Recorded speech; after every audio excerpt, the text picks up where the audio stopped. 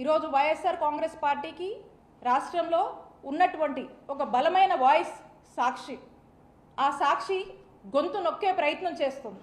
ఆ సాక్షి గొంతు నొక్కే ప్రయత్నంలో భాగంగా ఈరోజు సాక్షి ఆఫీస్ మీద దాడులు చేస్తూ ఉన్నారు. ఎందుకు సాక్షి ఆఫీస్ మీద మీరు దాడి చేస్తూ ఉన్నారు?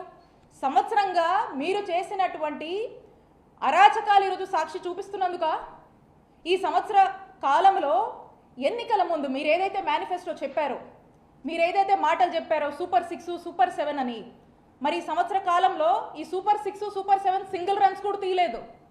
అట్టర్ ఫ్లాప్ అయింది ప్రజల్లో. దీన్ని మీరు చెప్పినటువంటి మాటలు, మీరు ఇచ్చినటువంటి హామీలు, మీరు ఊదరగొట్టినటువంటి సూపర్ 6 సూపర్ 7 వల్ల మీరు మీ మాట మీద నిలబడండి. దీనివల్ల ఈ సెక్టర్ ఆఫ్ ప్రజలు ఇబ్బంది పడుతున్నారు. ఈరోజు రైతులు రోడ్డెక్కారు. ఈరోజు పొగాకు ధర లేదు. మిర్చి రైతులు ఏడుస్తున్నారు. ఈరోజు ఆరోగ్యశ్రీ సరిగా పని చేయట్లేదు. ఎంతోమంది ప్రాణాలు కోల్పోతున్నారు. ఈరోజు ఉన్నటువంటి పరిస్థితుల్లో నిరుద్యోగులు రోడ్డెక్కారు. యువత ఇబ్బంది పడుతుంది. మహిళలకు భద్రత లేదు, మహిళలకు రక్షణ లేదు, సామాన్యుడికి భద్రత లేదు. సామాన్యుడు పోలీస్ స్టేషన్కి వచ్చే పరిస్థితిలో లేరు. సామాన్యుడు ఈరోజు సంతోషంగా ఈ రాష్ట్రంలో బతికేటువంటి పరిస్థితి లేదు. చరిత్రలో ఎన్నడూ ఎప్పుడు లేనటువంటి విధంగా ఈరోజు రాష్ట్రంలో అరాచకాలు, ఇల్లీగల్ కేసులు, అరెస్టులు, జైళ్ల పాలు చేస్తున్నారు.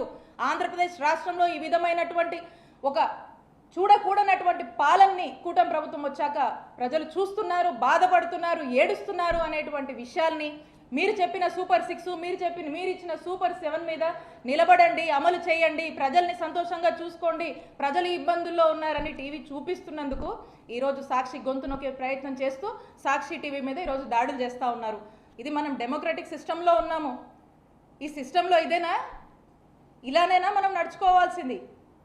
ఇలాంటి గవర్నెన్సా మనం ప్రజలకు ఇవ్వాల్సింది?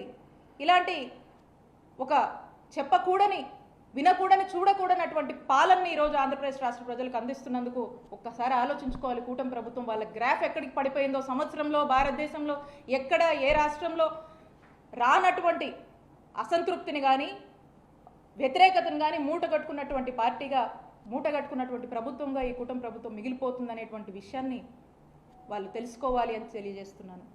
ఈ ఏడాదిగా కూటమి ప్రభుత్వం చేసినటువంటి అరాచకాల్ని ఎక్స్పోజ్ చేస్తూ ప్రజలంతా రోడెక్కి వైఎస్ఆర్ కాంగ్రెస్ పార్టీకి పెద్ద ఎత్తున మద్దతుగా వచ్చి ఈ యొక్క పాలనని, ఈ యొక్క ఫెయిలియర్స్ని ఎత్తి చూపించేటువంటి ప్రయత్నం చేస్తూ చాలా ఒక మంచి అద్భుతమైన స్పందన, ఒక ఆదరణ కానీ, ఒక మంచి ఇదిని కానీ ఈ ప్రోగ్రాం వల్ల వచ్చి ప్రజలకు కూడా ఒక నమ్మకం వైఎస్ఆర్ కాంగ్రెస్ పార్టీ మీద ఇంకొంచెం పెరిగి